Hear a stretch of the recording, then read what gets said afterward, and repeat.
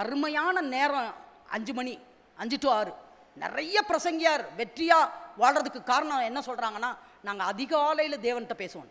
ஏன் அதிகாலை தான்? நீங்கள் எப்பவும் ஜெபம் பண்ணலான்னு தானே சொல்கிறீங்க பாஸ்டர். அதிகாலையில் தான் ஜெபம் பண்ணணும்னா நான் சொல்கிறேன், நம்ம அப்புறம் ஜெபம் பண்ணிக்கிடுவோன்னு நினச்சாலே அந்த அப்புறமாயிடும். அந்த அப்புறம் அதுக்கப்புறமாயிடும்.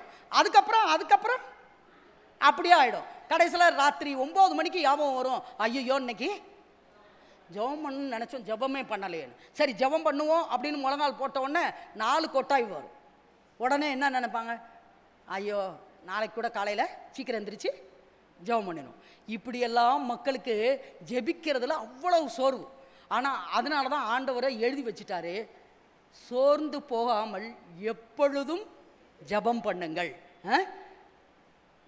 பாஸ்டமா சோர்வு வருதே அப்படின்னா அந்த சோர்வுக்கு அவர் தான் மருந்து. பக்கத்தில் இருக்கவங்கள பார்த்து சொல்லுங்க, சோர்வு வந்தாலும் அந்த சோர்வுக்கும் அவர் தான் மருந்துன்னு சொல்லுங்க.